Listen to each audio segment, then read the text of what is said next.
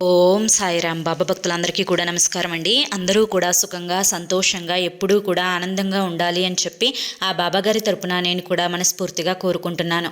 ఈరోజు బాబాగారు అందించే సందేశం ఏంటి అంటే కనుక, తల్లి, ఇంట్లో కప్ప కనిపిస్తోందా? అయితే ఈ విషయం నువ్వు వెంటనే తెలుసుకోవాలి, లేకపోతే కష్టాలు తప్పవు అని చెప్పి ఏదో తెలియని సందేశంతో బాబాగారు మన ముందుకు వచ్చారండి. మరి బాబాగారు ఏ సందేశం అందించినా కూడా అది మన మంచి కోసమే, మన భవిష్యత్తు కోసమే అని చెప్పి మనందరికీ కూడా తెలిసిన విషయమే కదా. మరి ఈ సందేశాన్ని పూర్తిగా వింటేనే మీకు పూర్తిగా తెలుస్తుంది. వీడియోలోకి వెళ్ళే ముందు చాలామంది కూడా చెప్పుకోలేనటువంటి సమస్యలతోటి సతమతమైపోతూ వాటిని ఎలా తీర్చుకోవాలో తెలియక ఇబ్బంది పడిపోతూ ఉంటున్నారు. అటువంటి వారి కోసం శ్రీ షిరిడి సాయిబాబా ఆశీస్సులతో జ్యోతిష్యం చెప్పబడిన గురూజీ శివరామరాజు గారు. Phone number 9959942255. మీరు ఇప్పటి వరకు ఎన్నో చోట్ల జ్యోతిష్యం చెప్పించుకొని మీరు ఆశించిన మార్పులు మీ జీవితాల్లో జరగలేదని చెప్పి బాధపడి ఉంటారు. కానీ ఇక్కడ అస్సలు అలా జరగదండి. మీ సమస్యలు ఏవైతే ఉన్నాయో, ప్రేమ, పెళ్లి, ఉద్యోగం, రాజకీయం, సంతానం లేక ఇబ్బంది పడుతున్నా, భార్యాభర్తల మధ్య గొడవలున్నా, అప్పుల సమస్యలున్నా, శత్రువుల సమస్యలున్నా, అవేంటో గురువు గారికి వివరించి చెప్పినట్లయితే వాటికి తగిన పూజలు చేసి గురువుగారు మీకు రోజులలోనే పరిష్కారాన్ని చూపిస్తారు. గురువుగారు చెప్పింది చెప్పినట్లుగా 100కు 1000% జరుగుతుంది. నమ్మకంతో స్క్రీన్ మీద కనిపిస్తున్నటువంటి నెంబర్కి కాంటాక్ట్ అవ్వండి. భార్యాభర్తల మధ్య వశీకరణ, స్త్రీ మరియు పురుషుల మధ్య వశీకరణ 100% జరుపబడును. ఎటువంటి సంతాన సమస్యలకైనా కానీ గురువుగారి దగ్గర చక్కటి పరిష్కారం దొరుకుతుంది. ఎంతోమంది జీవితాలు దుఃఖాలలో నిండిపోయినప్పుడు సంతోషాలను పండించేలా చేసినటువంటి ఆ యొక్క పూజలు, ఆ యొక్క మంత్రాలు, ఆ యొక్క ఇది అనేది ఎటువంటి పర్సనల్ సమస్యలకైనా కానీ గురువుగారి దగ్గర రోజులలోనే పరిష్కారం దొరుకుతుందండి. వెంటనే కాంటాక్ట్ అవ్వండి. ఇక ఆలస్యం చేయకుండా మనం బాబాగారి యొక్క సందేశం ఏంటో తెలుసుకుందాం. తల్లి, ప్రతి క్షణం కూడా ఇంట్లో నీకు ఎప్పుడైనా బాత్రూంలోకి వెళ్ళినప్పుడు కానీ, లేకపోతే కనుక ఏదైనా కానీ నీకు ఇడిచిన బట్టలలో కానీ, లేకపోతే అకస్మాత్తుగా ఒక్కొక్క రోజు గడప లోపలికి కానీ ఇలా చిన్న చిన్న చిరుకప్పలు అనేవి ఎగురుతూ నీ ఇంట్లోకి వచ్చి నీకు కనిపిస్తూ ఉన్నాయా? గతంలో లేకుండా ఈ మధ్య గత కొంతకాలం నుంచి ఒక కప్ప అనేది నీ యొక్క బాత్రూంలో ఎప్పుడూ కూడా స్థిర నివాసం ఉంటుందా? అయితే నేను చెప్పే ఈ విషయాన్ని నువ్వు ఖచ్చితంగా తెలుసుకొని తీరాలి. ఎందుకు అంటే కనుక, ప్రకృతిలో ఉండే ప్రతి జీవి కూడా మానవుని యొక్క జీవితానికి ఏదో ఒక సంబంధం అనేది ఉంటుంది. అయితే కొన్ని జీవులు అనేవి మనకి దూరంగా ఉన్నప్పటికీ కూడాను అప్పుడప్పుడు బల్లి పడితే ఏదో నష్టం జరుగుతుందో, లేదంటే ఏదో లాభం జరుగుతుందనో, లేదంటే కనుక పాము కనిపిస్తే కలలో ఏదో జరుగుతుందనో ఇట్లా అనుకుంటూ ఉంటాం కదా.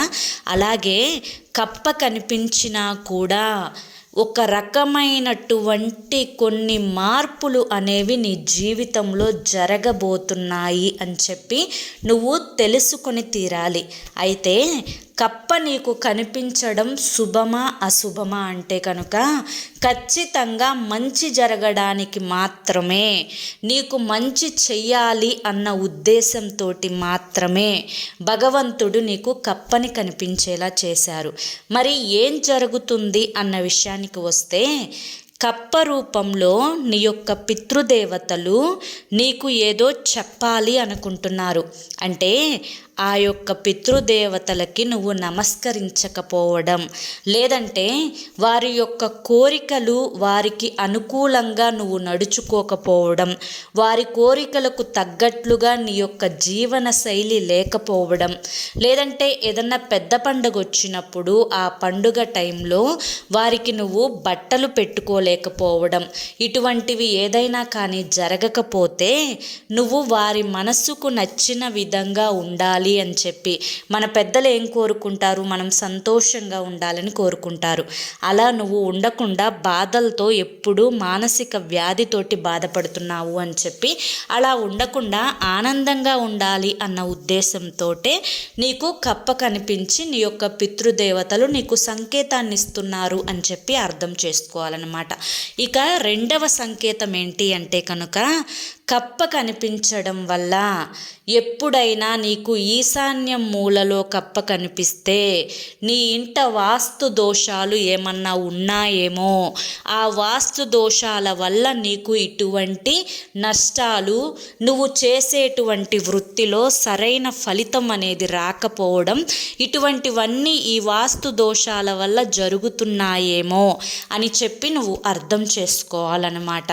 కాబట్టి ఒకసారి వాస్తు జ్యోతిష్యులను పిలిపించుకొని నీ ఇంటిని చూపించుకోవడమో, లేదా ఇంట్లో నిత్యం దీపారాధన చేసుకోవడమో, ఇటువంటివన్నీ కూడా జరిపించుకోవాలన్నమాట. ఇక కప్ప నీకు బాత్రూంలో కనిపిస్తే కనుక, అంటే బాత్రూమ్ అంటే నైరుతి మూల ఉంటుంది కదా, ఒకవేళ నైరుతి మూలలో గనక కప్ప కనిపించినట్లయితే కనుక నీకు ఏదైనా కానీ మానసికమైనటువంటి సమస్యలతోటి నువ్వు బాధపడుతున్నావు, ఆ సమస్యలు అనేవి ఎక్కువ కాబోతున్నాయి అని చెప్పి అర్థం అన్నమాట. కాబట్టి నీకు నైరుతి మూల కప్ప కనిపిస్తే నీ యొక్క మానసిక అశాంతికి చిహ్నం.